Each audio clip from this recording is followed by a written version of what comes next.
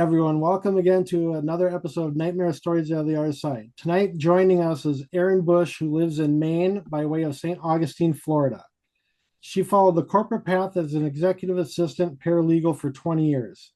Beginning in 2019, she threw herself into learning anything she could about healing and metaphysics, receiving her Usui Reiki Master certification in 2019. She also earned certifications in crystal healing, Reiki distance healing, and Reiki space clearing. Energy work is her passion. She is an empath, sensitive, and a partner with Carrie Hopper for This Little Light of Mine Skincare, a Reiki-infused skincare line. Erin is a paranormal girl Friday of sorts for Andrea and Roger Perrin, Cody and Satori, Michelle Roos, Ken DaCosta, and Carrie Hopper, where she handles all kinds of admin and graphic design responsibilities. She is a guest host of Dead Air, Full Spectrum, co-host of Well, That Was Weird, a former employee of the Conjuring House, where she was a caretaker and administrative assistant until May of 2024. Erin is currently employed at a ski resort in Maine, where she lives with their dog, Bernie. Welcome, Erin, and tell us a little more about yourself. Thank you for having me. Sorry, my Yes, you're voice welcome. is Thank in you. and out. I'm probably not that interesting, really. No, I kind of fell into the paranormal by accident. So once I learned I kind of wanted to be involved, I've always been fascinated by it. I figured the best way to get a chance to learn about it, because I'm not an investigator, I've just sort of kind of stepped into that a little bit. I've got a weird set of administrative skills. So if I heard somebody needed help with something, I would kind of jump in, let me help you out. And then that kind of gave me a chance to get to know some of these people in the field and learn from them and grow on all sides of this, I think. And so for me, I just kind of jumped in with no expectations, but just really wanting to learn as much as I can about it. But if you'd have told me 3 years ago this is where it would end up, I would have said absolutely no way. But I just love learning about all things paranormal. I'm fascinated by it. And so I think it's always just a neat opportunity to get to pop on shows and get to have neat discussions with other people in the field. So I'm not really that interesting, but I do love this field a lot. So I'm really happy to be here. Thank you for asking me. Yes, you're welcome. So let's see, where do we want to start? Let's start with the Conjuring House. It's usually the good one to start with. Yeah. Good one to start with. Yeah. So when did you start working there? So I started working there in July of 2023. I had been up there for a couple of events as Andrea's handler, because there would be like Halloween, she would fly up and they would show the movie in the house. And then it would give Andrea would kind of give, like running commentary. So she asked me to come up and kind of handle that with her. And then as a result of that, I got to know everybody at the farm. I had already met Cody and Satori several times, and the current owner had asked me to come up and spend about 3 weeks as kind of a backup caretaker in the summer of 2023. It was their first summer doing camping on the property. They had some events going on, so it was just nice for her to be able to have an extra set of hands should she need it. And then I took on the admin position in November of 23. And I was doing both. And I was driving from Florida to Rhode Island to go to the farm, and then handled all the admin stuff from home in Florida until we all had to quit in 2024. Yeah. So by chance, really, I had never even seen the movie before I got into the field. I hate horror films. Okay. And I had absolutely no desire to watch that movie, but I just fell in love with that house, and the property is magic. And I think that place, I always tell people, it changed me as a person. I'm sure it did. Everybody's got their place that kind of, and I didn't have a lot of experience. So who takes their first job in the paranormal field? Go spend 3 weeks at the Conjuring House is your first. Oh, good luck with that, right? But I think when an opportunity like that pops up, you don't say no. And it's very much a believer that the universe kind of puts you in certain places for a reason. And I think that house forced me to grow. It constantly had me kind of step outside of my comfort zone, and it's a crash course in all things paranormal. But I loved every single second I got to spend on that property. Every single second. Yeah. So in your time there, what kind of experiences did you come across and witness? Oh boy. Halloween 2023, I saw my first full-bodied apparition on the kitchen end of the house, which is close to where they did the ground penetrating radar. I had been outside with John Zaffis, and I was still out there. He was inside, and there's no lights out on that end of the house. The floodlight wasn't on, and I just happened to look to the side, and I think it was residual, but I full-bodied white apparition of it, looked like a male soldier, probably just walked right by me, and I was like, nobody's out here. It's just me. I've had, we've had doors open and close. You would hear furniture moving, but no, see, there's the squeaking. Everybody meet Bernie, also known as Bean. He always picks this time to be involved. Bernie, come here. He's like, don't you know it's all about me? Exactly. But you'd be in the house cleaning or whatever, and you would hear furniture moving, like up above you, dragging. You'd hear footsteps, but there's nobody else in the house, or you're all the living people are in the staff quarters. I had one of them follow me to my home in Florida. Not as an attachment. That's a whole long story you would need a whole nother show for. But the gist of that basically ended up, he stayed there on and off for about 9 months. And then once I finally got the nerve to mention it to the current owner, I was like, this is the name he's giving me. He's been in here for months. And she couldn't find the history of it. And then through Cody and Satoria, we learned, unbeknownst to me at the time, that he was giving me the wrong name on purpose, that he had a bit of a crush on me. His wife, real mad that I was working there. That didn't go well at all, but that I looked just like her. So there was some sort of connection for him with me. Yeah. The wife was mad enough. Now, these are people that died in the 1700s. That she basically kept 2 fingers in my back. Like, that tingling feeling you can't mistake with something, constant.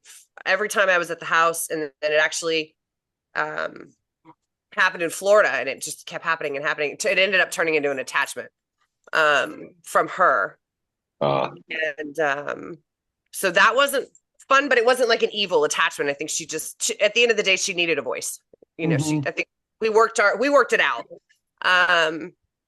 But weird lights that would just pop, look like, you'd think somebody was filming as an investigator in the house, but nobody was there. You check surveillance. The camper that people see by the road is usually where we would stay. It's this big, like 1958, I don't remember the brand, huge camper. That's usually where Bernie and I would stay. That's haunted. A guy killed himself in that camper in the 60s. And that came with a whole other host of things. We had camping the first night. I was scared out of my mind because you don't really realize what you've committed to until you're laying down in that tent in the middle of that field all by yourself. I freaked out a little bit. And next thing I realized is the tent, there's this like soft, like pulsating orange kind of glow in the tent. And I'm checking because there's a little like portable generator. One of those little jackeries was in the tent. To keep the walkie-talkies charged and the, fan on or whatever. And I'm really sorry about the dog. No, you're good. But then it took me about 30 seconds to realize that somebody from the house had come down to kind of keep an eye on things and let me know I was okay, like that I was safe. Because I wouldn't even leave the tent the first 3 nights. Like once I was in it, if you got lost on the property, well, too bad. I'm calling Cody. He's going to come find you. But once I finally got over that fear, I never saw the light again, but it was there all 3 nights in my tent by the door. So you could write an entire book. I mean, that place is just filled with so many different things. I heard some weird stuff in the woods, like this deep whooping sound. I'd mentioned that to Corey, and he'd asked me if I'd ever heard of the Sierra sounds, which at the time I had not. But a sound that I heard in the woods during the day was very similar to some of those sounds, which I guess are reported to be Bigfoot. So there's a little bit of a lot of things going on in that property. I've heard that a lot of people hear drums in the woods. Yeah, I never actually heard the drums. I've heard it on other people's video. Like if they had taken it, like Cody Satori had it on their phone. You can hear it on some of the surveillance videos around the property. But I wouldn't go over that bridge at night. that you couldn't pay me enough money to walk across that bridge at night. I actually had my first experience at the house. I went up there just for a tour. Had nothing to do with the house at that time. I hadn't really done much. I mean, I'd read Andrea's books. I had, seen the shows about it, but I'd never really done like a deep dive into anything outside of what happened inside the house. So I'm walking down the wagon road to the bridge, and again, this is during the day, and I'm seeing a man in a red tri-cornered hat. And I said to my friend Julie, I'm like, why is there a guy with a red tri-cornered hat following me? I couldn't figure it out. Turns out he's a bit of a protector spirit for me, British soldier, I'm guessing, because of the red hat shape. But it was funny because he would follow me. I would pick him up just before the bridge. He would follow me over the bridge anywhere I walked in the woods, because Bernie and I used to walk the woods during the day. And then when I crossed back over the bridge, he would just dissipate, but wouldn't tell me his name. He just basically let us know that he was there to kind of keep an eye on me when I went over the bridge. So we're, just, I could go on and on and on, but those are probably the biggest ones for me, I think. All right. Too, but so Cody and Satori, I've always thought that they're pretty cool together. You hear a lot of skeptical stuff, and they all that they give it. It's like, how could they make that up? It is. The first time I saw it was about a year before the whole Sam and Colby thing. And I'm gonna be totally honest with people. They had no interest in being involved with any of that. They were perfectly fine clicking along, doing their own thing. Now, obviously, they had, they were well known because of Ghost Hunters and her dad and all of that. So they already had a following, but they didn't want any of that. The first time I saw it, my jaw hit the floor. We were at a Masonic temple in Middleborough, Mass. And it was the first time I'd ever met them in person. And we were with Rise Up, which is Ken DeCosta's team. And I just didn't know what to do. And I've seen it now so many times. We did it at the fort in St. Augustine when they came down to visit, and you can't fake that. Yeah. And there's too much information that they've come across that they couldn't have possibly known. Yeah. And that's kind of my thoughts too. And they don't make any money off what they do. They're they're two of the nicest people you'd ever want to meet. I absolutely adore them both. I will die on that hill with them because I believe them that thoroughly. I think for people, I can understand what's hard to believe from only being able to see it on video, because it's very hard to hear that you do hear them coming in the room and out of the room. You hear them walking around you, or, if they've got a kind of a spoke spirit, then they'll say, oh, somebody's outside. And they say, will you go get him? You hear the footsteps leave. And then a couple minutes later, you hear him come back in. I mean, it comes from everywhere and nowhere. The first time they showed my parents, my dad was sitting on the couch. He can't hear real well sometimes. And they had already gotten some information. And then they were like, well, let's just show them the whole thing. So they stood up, and that first knock hit, and my dad fell off the couch with a 4-letter word. He was like, he couldn't believe it. But what I love the most about those two and what they do is that they are representatives for spirit. Sure. Yep. That's where it ends. They treat that connection with the utmost respect. They have stood their ground through this whole thing, because they've got nothing to hide. What they do is absolutely real. And if you're fortunate enough to witness it in person, it will absolutely change your life. Because it's incredible. Incredible. Yeah, I'd love to meet them someday. They're lovely. Literally two of the nicest people. Yeah, if I could ever experience that, it's like there's stuff like from my grandparents that I'd like want to find out. It'd be awesome. Well, what's interesting, and I think for because a lot of the rumor going around was that they do readings, they take money.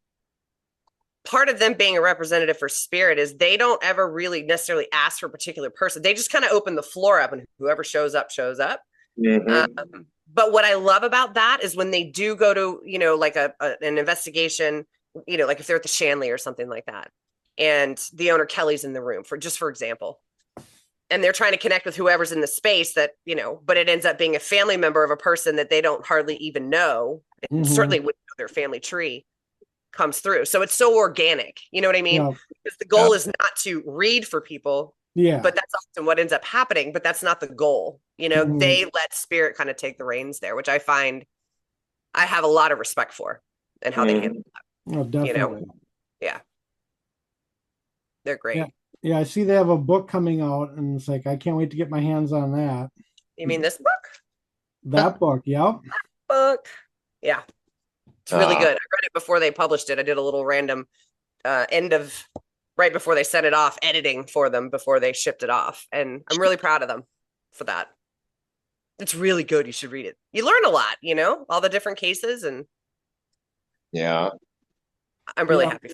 One of our team members is going out to Penhurst Paracon. I'm like, I'm gonna give you some money. You got to bring me the book back.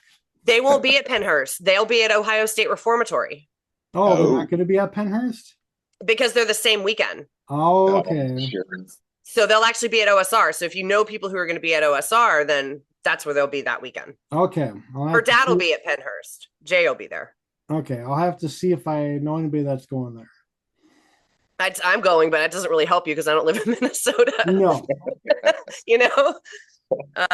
and we won't be anywhere close to there until June. So Yeah. Nice. That won't help us either. They've got a couple of events going, and constantly adding more. They're going to be at one in Wisconsin next weekend. No, 2 weekends from now. So they're starting to get more out Midwest a little bit more, which is good.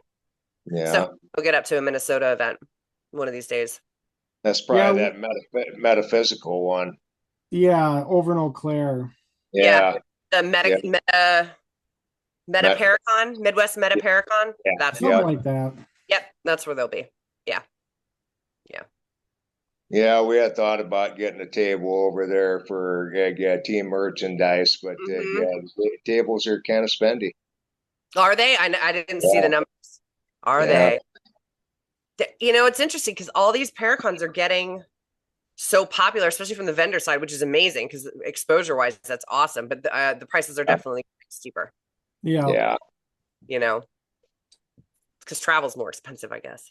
Yeah, Mhm. for sure. Yeah. So, as you said, you're not an actual investigator. So, besides the Conjuring House, has there been any other locations you've been to, or is that the only one? Yeah, I mean that we had done the one in Middleborough, Mass. That was the first one I'd ever done. I have done OSR. I've been in OSR twice. And as a sensitive, I pick up on stuff. And OSR was a bit tough. I had a little a prisoner who was, I think, like developmentally disabled, who had a lobotomy done, and he just followed me around and kept, stabbing me in the eye. Oh, geez. That was. I finally had to be like, I am so sorry this happened to you, but I can't. I have a job to do. I can't function if you keep. Yeah. Hey, I get that you had pain in your eye. Oh, it's horrible. It was. I didn't know what was happening, so I said to my girlfriend, "I'm like, what the hell's going on? Sorry, what is going on?" And so we've kind of talked it out.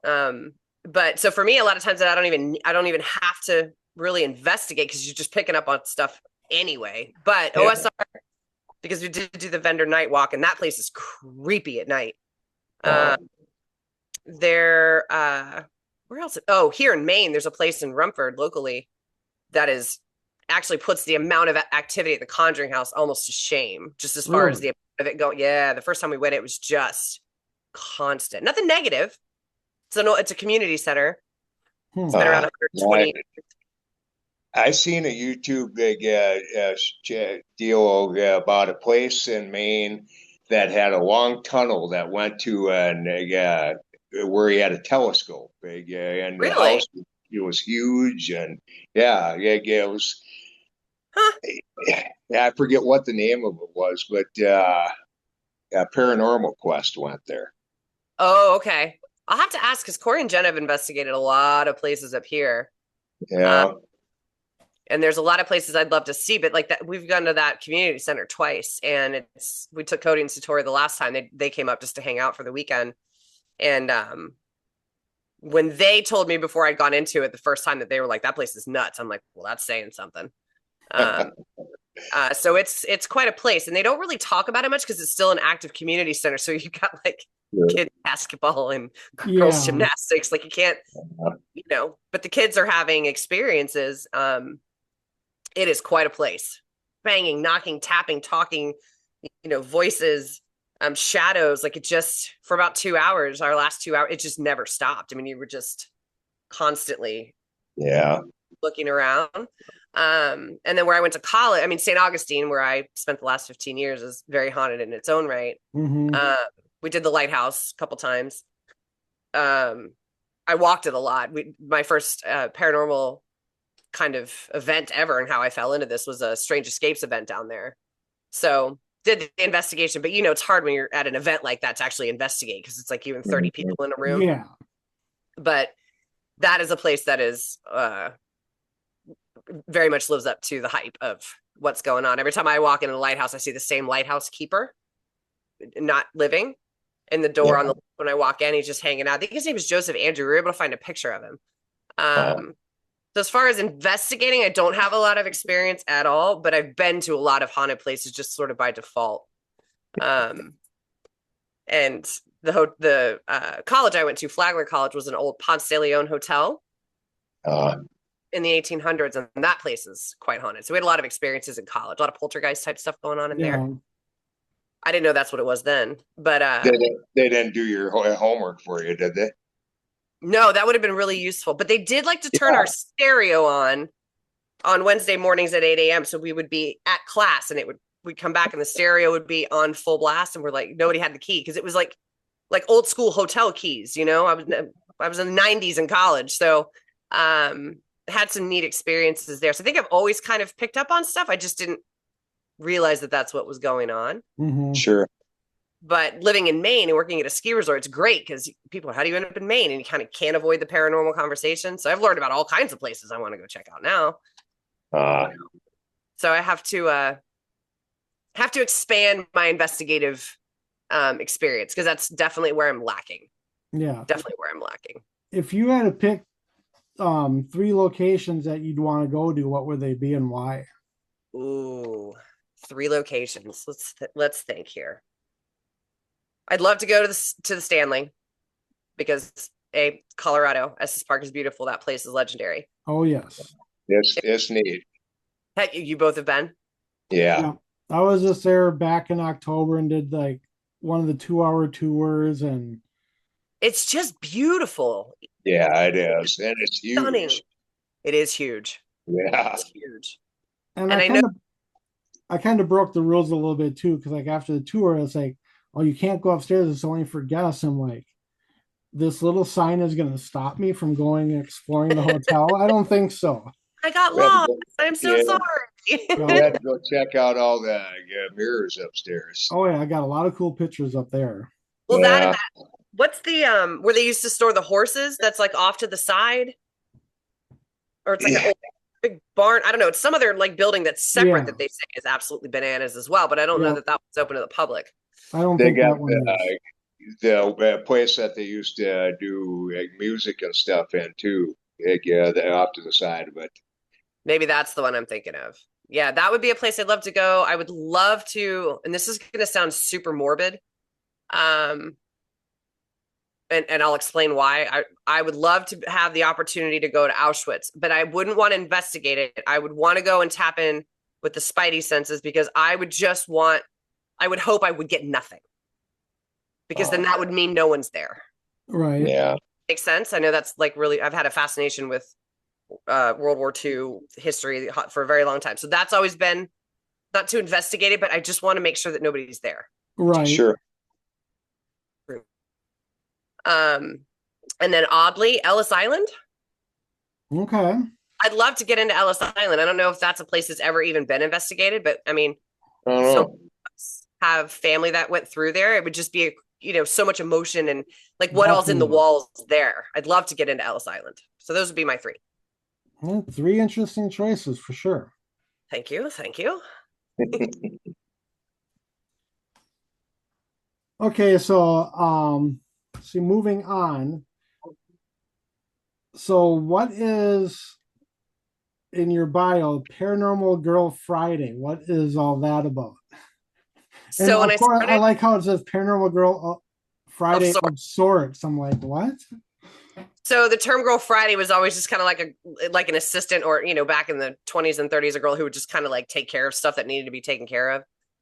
And so that's what Andrea kind of started to call me a little bit when I started kind of working with her and her dad, because she called me like, I need help, renewing my LLC, or I need, can you come down and take dad to the VA, or can you, I need help with a YouTube thumbnail. Can you, like, I just kind of, I've always been someone's assistant. That's basically been my whole working career. Okay. And it's a role I'm very comfortable in. So, and spreadsheets, give this girl a spreadsheet and I'm super happy.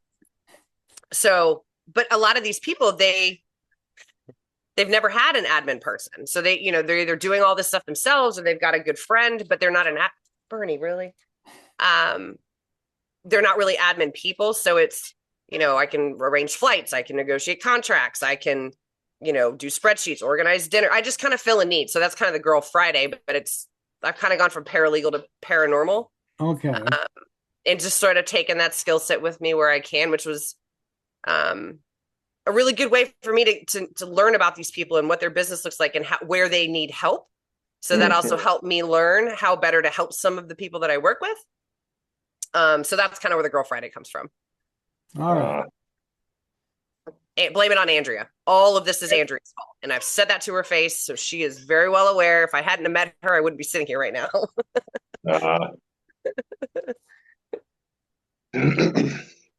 All right. So now we got that out of the way. So also you're a guest host of Dead Air. Yep.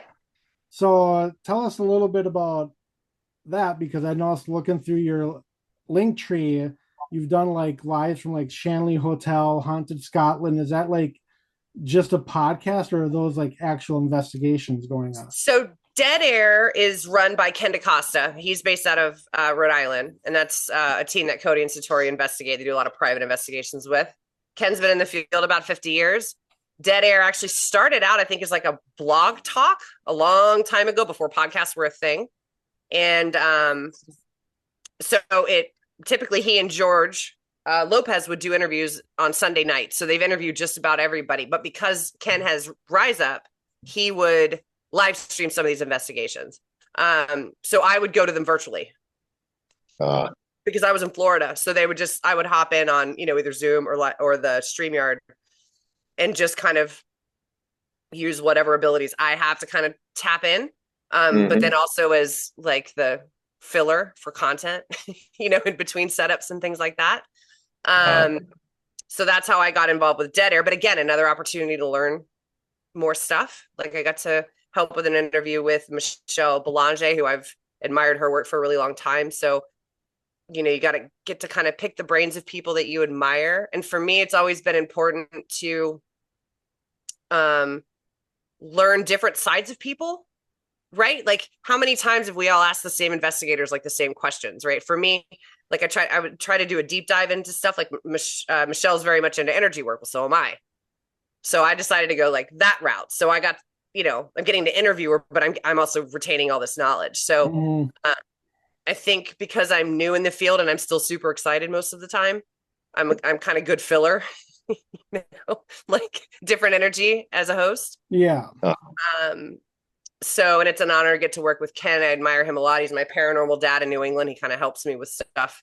Now that my parents live in Georgia, so he's kind of does the dad check-in every couple of days. You doing okay? Are you warm enough up there?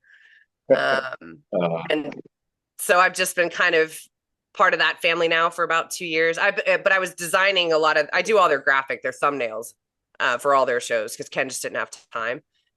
And then it just kind of morphed into the co-hosting gig. I don't do it as much anymore. We have our own show, our own little show on Dead Air now called, Well, That Was Weird. And we just kind of go metaphysical and spiritual more than paranormal. Like we usually link the two, but we try to give people like what it's really like to have to go through an awakening, like a spiritual kind of crisis of sorts as an adult, and like we always joke around on Instagram, it's like unicorn farts and rainbows and stuff. And it's not, it's like rocking in the corner, crying and losing your mind kind of thing. Yeah. So that's kind of where we are. So Dead Air's it's based on YouTube. He's got Facebook as well. They're shifting their format now because they've interviewed everyone. So they're trying to kind of go a different route now. But yeah, for whatever reason, the podcasts are fun. If you ask me to do this in front of a group of people, I'd rather carve my own eye out with a fork. Like, I have a massive fear of public speaking. Oh, same here. Cannot do it. Like, I'm going to throw up. I'll shake. I'm going to get all red. Like, it's not my thing. But this is great. Yeah. So, but yeah, that's how I got involved with Dead Air. So what are like some interesting stories and experiences you heard doing those episodes? I think, man, the Michelle Belanger for me was really important. That was a person I really admired. John Zaffis, who's become a dear friend. Getting to talk to them. I think the live investigations were interesting, because for me as a sensitive, I still don't necessarily trust what I get. Right, I'm not one of those people who is like, oh yeah, it's definitely XYZ. I'm still trying to figure out, like, what the hell was that? Like, I don't really necessarily understand that I'm getting stuff.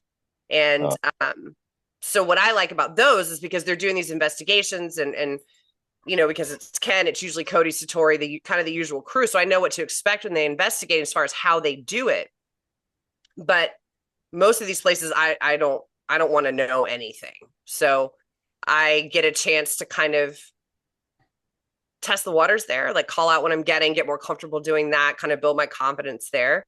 Learn about the history of the place. I also get to watch them investigate, and I really like the way they investigate with, the respect they handle their cases, whether they're, for a live investigation or for a private. The Shanley, it's funny you mentioned the Shanley because they just went back. Was it last Sunday they were there? So we're doing a post-mortem for that on Sunday, but I think anytime those live investigations pop up, because I've admired these places for a long time. So to get to kind of get a bird's eye view with the live investigations. I mean, you guys know, you've seen them, you've done them. Yeah. The Shanley, that's one of my top 10. I've never been, but that place is. Me neither, but I'd love to. They were down in that. It's not a morgue, but it's where they stored the bodies in the winter, right? Mm-hmm. There's like a red chair, like a plastic chair, like outdoor chair from Walmart. And I just kept looking at behind it in the corner. And I think I put it in the private chat too to George. I'm like, there's something about that corner. I don't really know. So Cody and Satori do their thing. Well, where do they get directed by the spirit right to that kind of spot? And then come to find out there's a layer of concrete. There's a box under there somewhere. Spirits were able to say it's about this big. It's made of wood. And then they asked the spirits, did you bury it? No. How did you hear about it? Somebody else told them. So this is a box that's been buried a long time. Apparently people knew about it, but the spirit that they were speaking to was more modern. I was aware of this box, but he didn't know who buried it. He didn't know what was in it. He just knew what shape it was and what size because he had been told that information. So it's like almost like Inception. It's like layered. Right? Yeah. So that kind of stuff always just blows my mind. But that Shanley place is just something. That place looks really neat. It's quite a place. I think of all the episodes I did when we had to get on Jason Hawes' show was it last summer now? About all the stuff going on with the farm. That's the closest I've ever been to throwing up before a show in my life. But I think about what I like about the groups that I work with, and I think with the field getting so nasty in general, like we've all seen how that's getting. Yeah. To have a group of people that have your back and know that you're being honest and that you've always led with integrity, like have a good support system with that group of people within those shows has been really important. But having to be on screen with Jason Hawes for the first time, I'm like, how did I get here? Like what is happening right now? But again, he's another person that, if you call him, you need something, you have a question, he's there. So I think I've been very fortunate in this field to have found a really great group of people that I admire. I respect them. They're not into the TV game. They don't care about the they've been doing this well before this was a TV thing. So you get it straight, right? There's no fluff, there's no angle. You can trust what they're telling you. And I think that's my favorite part about my involvement in the field is even though I got into it to help others, I've met all these amazing people who have either been mentors or helped me with something, or I could call with a question. Like it's been given back tenfold, as they say, I think.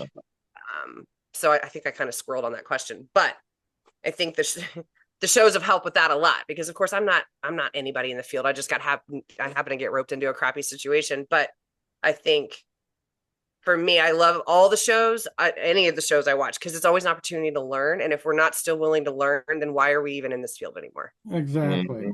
Like, what's the point? Like, I want to always be a student of all of this stuff. Well, you know, the old saying, the day you stop learning is the day you're dead. 100% agree. And I think that's what's happening in the field with a lot of people is they've, the egos have taken over and the humbleness and the willingness or thirst for knowledge has ended. And I think that's kind of sadly what's drying some of this field up. Sure. You know, and that's been, because of course I've been on the tail end of some nasty stuff, well before the Conjuring House stuff started. But I think there's a lot of people who don't lead with integrity. And I think when you come across somebody who kind of fell out of the sky, which I did, who really does just want to learn, then you're instantly the enemy. Right. And for me, I'm like, I'm just happy to be here. Like, I don't make a lot of money. I don't really make any money. I just do this because I love it. And I want to support my friends. And, the more I can help them, the more I get to learn. So I guess if I had an angle, I get to learn more, you know? Exactly. So. Well, and I mean, I'm a medium and there's another guy that's on the team, Laurel, he's a medium. And like you said, with Cody and Satori, and I'm sure even yourself, the biggest thing is giving the people that have passed a voice. Correct. You know, so they can talk too. Right. And it's not about the living. You know, like Carolyn Perrin used to always say, fear the living, not the dead. Yeah. I mean, and I think I've typically found that to be true. And I think it's getting harder to find people who really just love it and just want to learn. Now it's, you know, I think one of the things that bothers me, obviously feel free to edit any of this out if I'm going too far, but I think, you know, I grew up watching the shows, you know, Ghost Hunters and Paranormal State, all of that. But at some point in the last few years, there's been a shift where it's no longer about learning and experiencing. It's now, how close can I get to this celebrity? Yeah. How much money am I willing to pay? And there's nothing wrong with that. I've been to events, right? Like I'm not faulting people for spending money at events, but like content creation and things like that. And I experienced that a lot at the farm. It's not about the spirits anymore. It's not about the location anymore. It's how many likes can I get? How many viewers can I get? Now, everybody has a right to do that, but we've crossed the line now, I think. But again, that's just my part of the part that drives me insane is you watch so many shows that their concept of it is, unless there's a demon in the house, we're not going to get any views. And it's like, do you realize how rare an actual demon is? I know. We actually would have people, because we did the tours at the farm when we were obviously up there. So you would, you know, checking everybody in, signing like the 2-page long waiver. And I remember this car pulled in. It was like 4 early 20s. First comment, oh my God, are the demons in the house today? And I'm like, in my head, I'm like, okay, you have to like say this in a way that is professional-ish. Yeah. We don't have any demons in the house. You don't need them. It's plenty active without it. Right. They almost left. They almost left the tour. And I'm like, you really, we would hear people, we overheard people saying they came to the farm hoping to get an attachment. You can go to any normal house and get an attachment. spot, right? But I think, and you guys know this, especially if you've got like a favorite place that you're just really like, that's your spot. Mm-hmm. Kind of become fiercely protective of that place. And Mm-hmm. do the spirits need our help? No, but they do need someone to protect them from the human element as much as possible. Yeah. You know, and we would get pretty fiercely protective over that kind of stuff. And you know, I think that is a house that matches energy. They were very specific in telling Cody and Satori that they know what your intention is. They know who's coming before you show up. They know exactly what your intention is, but they want to hear you say it. Yeah. And that was something I took very seriously. Like before I'd go up and spend a couple of weeks up there, a week ahead of time, I was talking to them. Okay, here's what I'm coming for. I'm coming to learn. I'm coming to help. I'm coming to grow. You know, I laid out what I was coming for, and then I did it again before I got on the property. But I think you have to protect them too, right? So that kind of became, we always kind of jokingly say that we were like, they were part of our team, but they were, because we were protecting them from the humans and they were protecting us from God knows what else. And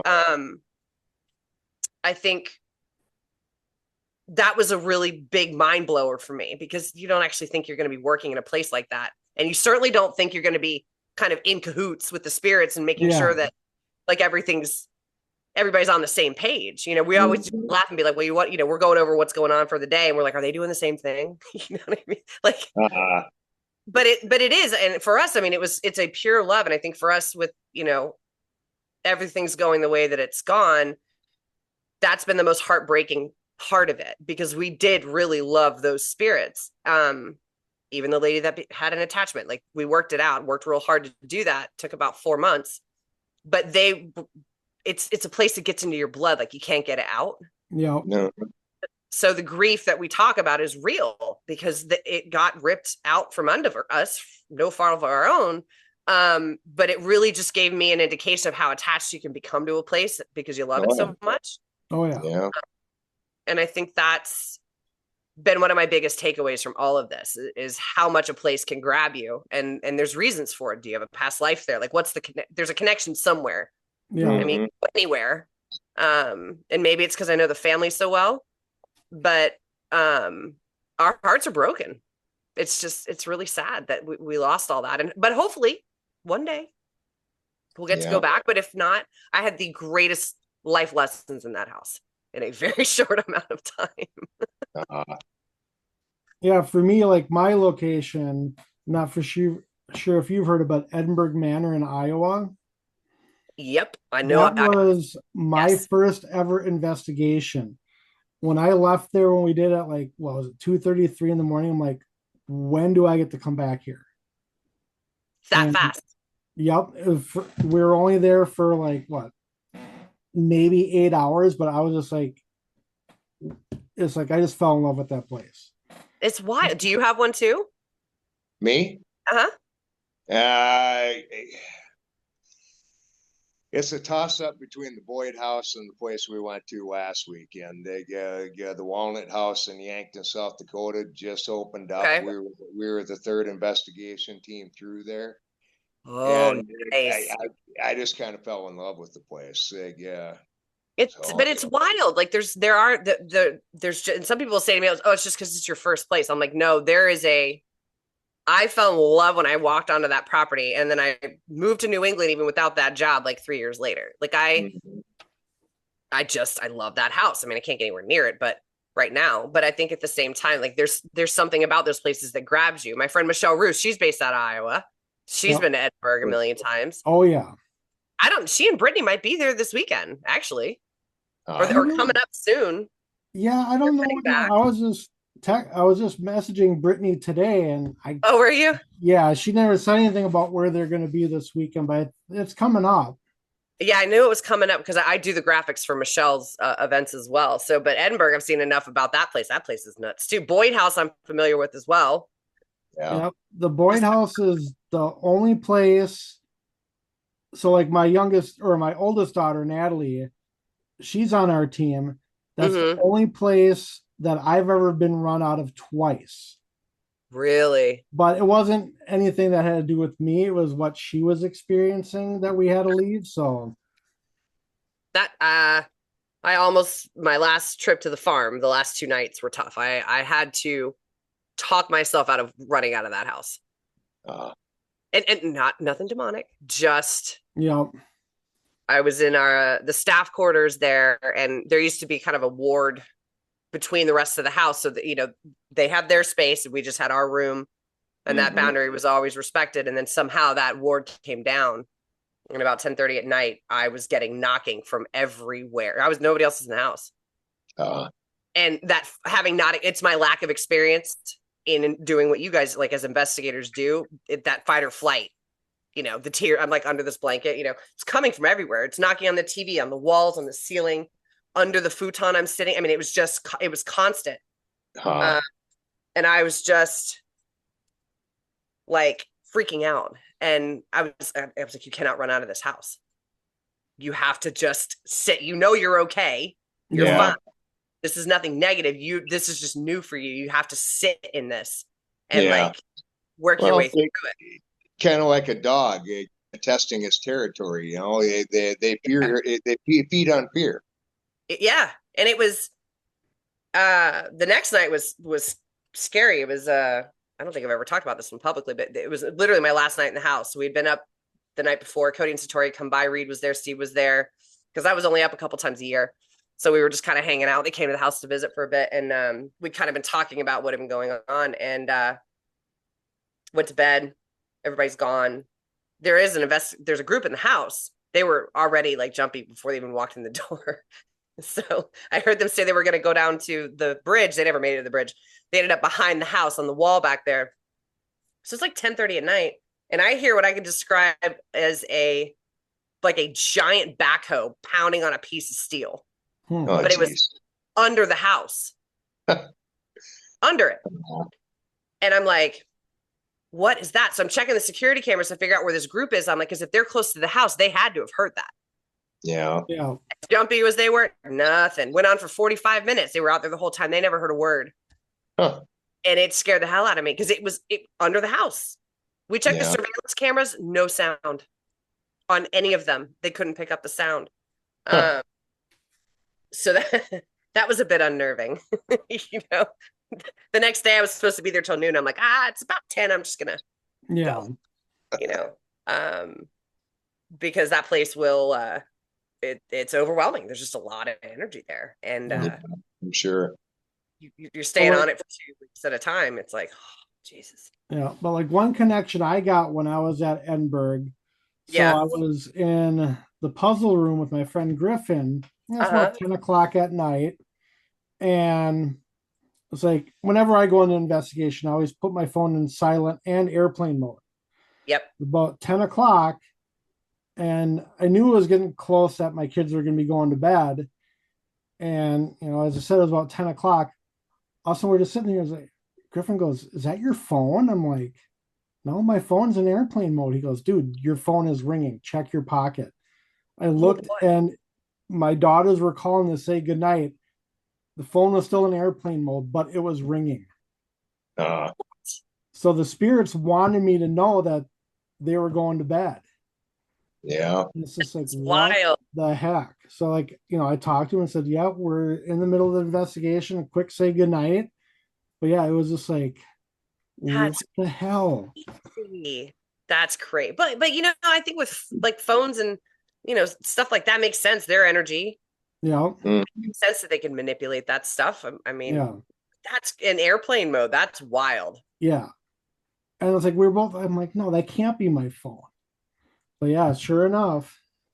It's just kind of one of them things, I think, where all the people in the past that you're talking to and seeing and stuff, the majority of them had kids too at some point. So just kind of a nurturing type thing. Yeah, that energetic connection remains the same no matter what generation you're from. Yep. That makes sense. Yeah, totally. Dang. We're going to be, out of our team, I'm the only one that's been to Edinburgh. So we're going to be going, actually investigating on Easter. Yeah. Oh, very nice. Yep. So I'm excited to get my daughter there for the first time and have her witness where it all started. Yeah. That's awesome. I was Great. supposed to have gone last year, but my dad ended up having his first big bout of memory loss. He was on his way to Falls and ended up in Sioux City, Iowa. Oh, yeah. So I ended up having to go down and get him in Yep, his get him. vehicle. And yeah, Well, and maybe a universe reason for why you weren't supposed to be there that night too. I'm a firm believer in that as well, yeah. You would have missed the REM pod getting snapped in half. Holy crap. Yeah, so like back behind me up by the Star Wars sign, there's a REM pod up there. The antenna got snapped. So now it is now just a paperweight, a decoration, because it does not work anymore. A good story. Yes. It's got a good story. It's got a Yep. really good story. And it happened in the kids' room. So the kids decided, hey, this is a cool toy. Let's see what we can break it. Oh, geez. That's Yep. just a normal kid thing with toys. Yeah, exactly. Yeah. Oh, that's great. That's one thing I wish I knew more. Like I've never done Estes. Love to do Estes. I don't really know much about the equipment. I mean, I know what they are. I know, all the shows. I know what they do. I know Sean from Ghost Stop, and I've talked to him about equipment, but I've never really. I guess because I'm and you probably attest to this as a medium yourself. I'm so used to myself being the equipment sense that I kind of get caught up in that more than I'm paying attention. Cody and Satori brought down they'd come to St. Augustine like, I don't know, twice, come to hang for a week, just to kind of decompress. And of course, they always bring their stuff with them. So I had a portal in my Florida condo. Come to find out, we think it was probably kind of self-created as an energy healer. You got to have a place to draw it from. It was news to me 6 months ago. But used to get a lot of spirit activity in and out of there. And it's not an old building. I mean, obviously St. Augustine, the land is very old, but it didn't make sense, like tied to the land. Yeah. So Satori and Cody came in. They're like, Erin, there's something in this spot. I never told them about the portal in the laundry room. But every time they'd walk through it, Cody would just kind of be like, something not right. So they put static domes out, which I had never seen before. And that thing was just, getting all kinds of stuff. So I'm fascinated in watching people work with equipment. I mean, I hate that your REM pod antenna got snapped, but that was probably once you got over the sticker shock part of that, you were probably like, that was really cool. Yeah. So the amount of power it had to take to do that. Mm-hmm. So I always think I like to watch all the lights light up and stuff. I just don't really understand how all of it works. But if I could do like one thing, I want to do Estes so badly. It's pretty cool. I think that would be amazing, but I can't hear that well, so I don't know how good I'd be at it. Okay. Yeah. But I try real hard. Yeah, it all depends on what you have. If you have a spirit box that has a lot of static on it, it makes it tough sometimes. Right. But if you have like the necrometer app on the phone, that takes a lot of the static out, and you can hear stuff pretty clear. Yeah, Zaphis uses not necrophonics. There's another. I can't remember the name of it off the top of my head, but that's what he was saying. Same thing. That app that he uses, Echo Vox, maybe something like that. Could be. He'll use that for the same reason, because you don't have. That's he was explaining it to me, because it doesn't have you don't have the static. It just kind of takes that out. Yeah.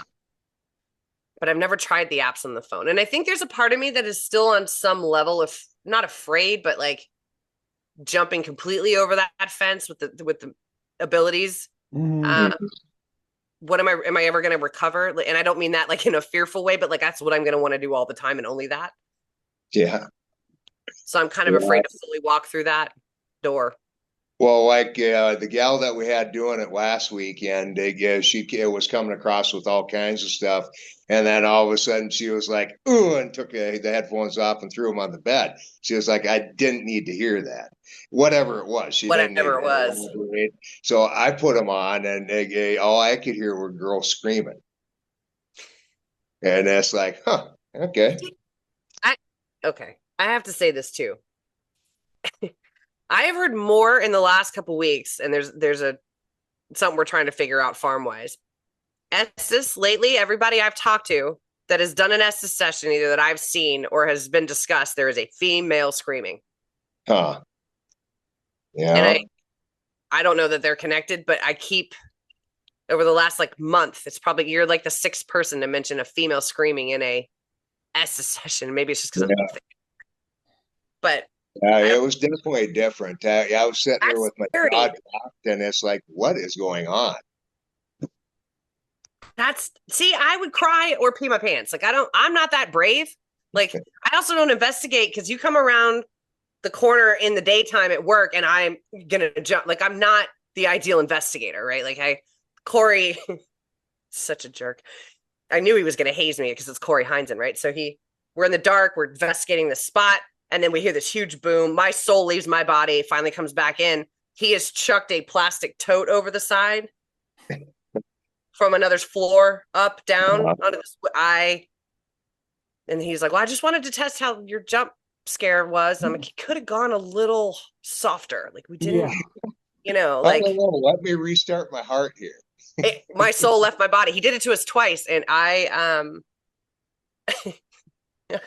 so I jump scare really easy. I'll be the first one to tell you I'm a complete sissy.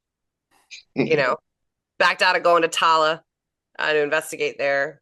But I think that was more from I don't think as a sensitive, I was prepared enough or knowledgeable enough about how to protect myself from that kind of energy. And I don't mean negative energy. And I don't mean demonic energy. I mean, people that were struggling mentally or, as a recovering addict myself, like I just didn't think I would be the right person to go into a place like that. And I didn't want to take a risk in screwing myself up for investigating forever. And I also didn't want to go to a place like that and not feel prepared enough. Mm-hmm. Right. Because I feel like a place like that, I mean, you guys have investigated a hell of a lot more places than I have, but I very much have a lot of respect for those kinds of places. And I don't want to go into a place like that just to say that I've been there if I can't handle it. Like what's the point if I'm not prepared for that? Well, and I'm sure you've seen it too, where you go into a place that had a lot of bad things happen in it, and they can drain you. They just take everything right out of you because you're feeling everything they felt. And it doesn't even matter. And you probably can attest this too. Sometimes it doesn't matter how much protection you have, how many barriers you've got up, how many wards you've got in place. Sometimes it's not enough. Conjuring House is one of those places. It just wears you out. And that's very true. Like energetically, I know going to a con in general will wear you out, but then you go to a con like OSR where it's actually in the prison. I get home and I'm out flat for like 10 days. Like I'm just spent. Yeah, I'm sure.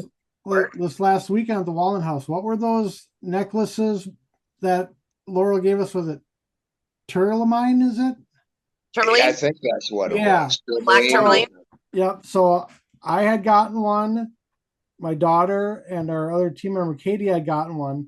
Both my daughter and Katie's, theirs broke. There you go. There was a very, very powerful entity in the house, and me and Laurel think that it was attached to one of the dolls upstairs. Interesting. Well, because I work with the crystals a lot as well, and I always tell people, because I'm usually decked out in them, usually black. Black tourmaline is one of my absolute favorites. Yeah, that's what it was. But I always say that the crystals can kind of take the hit for us. So it's interesting. Broke. But yeah, that's wild. But like, what would have happened if you didn't have it? You know what I mean? Tell her what was happening the other night with it sitting on the desk. Oh, so we had a podcast last night with Larry Eisler, and I had it in an envelope to bring to one of my coworkers. She does jewelry and she's going to try to fix it. It's in an envelope, and 3 times you could hear the chain in the envelope shifting around, and it was just sitting on my desk. Oh, snap. Yeah. And my daughter goes, if it does it one more time, she goes, I'm out. We were like, maybe it picked up something. Right. I mean, that's what's wild. I mean, they all hold their own frequency anyway. I mean, there's a little bit of labradorite in the one I've got here. But that's nuts to have a tourmaline. I've had them discolor, once but not overnight. Like not, that'd be pretty intense. Whatever happened was intense to snap. Brand new. And like the thing is too, if you look at it, it's like none of the clasp or whatever came undone. Like it just went right through the chain. That's crazy. That's crazy. I have had protection bottles, because Satori makes the little protection bottles with herbs and crushed up crystals and stuff in them. I've had them where I've been at a place and it will dislodge from the necklace, and not because it's not made well, it's waxed and glued, but it's like that thing's way of saying, okay, I'm done now. You need something else. Full. Try again, But to break a black tourmaline, that is impressive. Yeah. And so like that night she goes, when I go to sleep, she goes, you need to sleep up here with me. I'm like, because that wasn't the plan. I'm like, all right. After that, I didn't really sleep too much that night. Yeah. No. In some places they won't let you sleep. The farm was kind of like that. They weren't doing it to be mean, but I always wondered if like our daytime was their nighttime. Yeah. Because they used to tell us they were still working. And so I always wondered if like our times were reversed, because you would just, I don't think it was intentional, but they were going about their day at 3 a.m. or whatever it was. So you didn't sleep a lot there either. Worth every second though. Oh, for sure. Well, it's like I manage, like when we do Edinburgh on Easter, I got us an extra 2 hours. Nice. Because normally you don't get in until 5 o'clock. I'm like, don't you think, we could probably get in at 3? And the owner's like, sure, why not? I'm like, all right. Are y'all do y'all live stream those? I might try to do a little bit of live from there, but it's in the middle of nowhere, Iowa. So it's like Wi-Fi, really bad service. Like if you go down the basement, you'll get nothing. Forget it. So I'm gonna try a little experiment when we're there. I'm gonna bring my laptop with. I'm gonna try to do a podcast with the spirits and see if I get anything. Oh, cool. You'll have to let me know if you put that out there. I'd love to hear that. Yeah, because like going into all these places, I'm like, both Natalie and I, my daughters, like we always try to think of things that we haven't seen or heard done before. Yeah. Because we're going to Waverly in June. Nice. And she's got one hell of an idea cooked up, and I can't tell anybody what it is. So it's going to be very interesting. And that's learning and growing. Like that's trying new things. Like that's the stuff I love about this field. So if you do that, give me the link because I want to see it. Yeah, and well, then some of the big places, the spirits eventually slow down. They don't talk to you as much. They don't interact with equipment as much, and it's like they're probably burnt out. Yeah, right. And they're seen it all. Yeah. Well, I think that's the other reason what Cody and Satori do is so interesting, because it is something it's different. Yeah, definitely. They seem to like it. It's an easy way to communicate. I mean, it's just knocking. But it's different. Yeah. And then like one thing we like to do too is like to go into it. My daughter, she like does research on all the locations, and kind of like what Project Fear does. She makes a packet so you can read, but she spends hours researching these places. I love that. As a former paralegal, I love the research end of it. So I really support that, because if the more you can get the history right, the better service you're doing to the location and those spirits, I think. Yeah. And then for like myself too, it's like I also do photography. So like I like going in and capturing hundreds of pictures of the location to like preserve that history.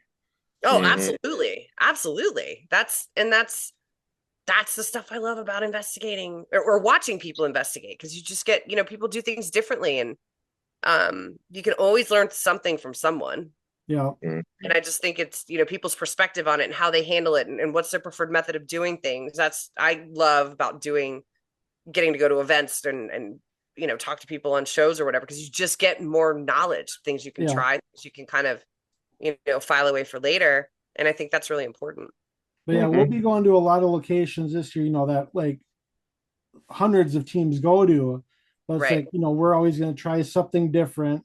And even though we're making, videos to put on YouTube, it's going to be different than what other people do. And I am here for that. I love that. I think that's amazing. Awesome. So one last thing before we go, I'm just kind of curious about your skincare line. Yeah, my girlfriend Carrie, she also quite a gifted sensitive. She had kind of dabbled around in making like skincare stuff. And we were talking about a year and a half, 2 years ago about her kind of diving back into that. And it's not like makeup, it's like lotion and like magnesium sprays. It's more of like a holistic kind of approach to things. Sure. But we had talked about what happens if would it be beneficial to infuse it with Reiki? Because of course you could do Reiki on anything, for any reason. And so we tried it and people seem to really enjoy it, but she's kind of focused because she struggled with some like chronic health conditions herself. So she was really experimenting on herself to try and see how the products work and things like that.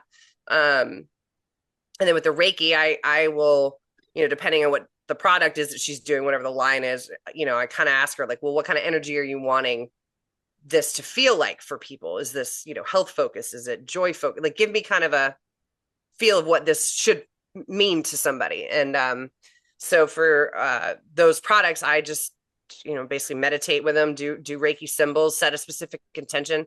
A lot of times I will pull in a specific, I think they call it elevated emotion, like like if you would a concert and music makes you really happy, like that one concert that just meant everything for just certain endorphins. Right, because thinking about it brings those back, so it brings that vibration in, and that was kind of how I focus on infusing the products, because I'll pull a specific event from my life to tap back into that energy and infuse it that way.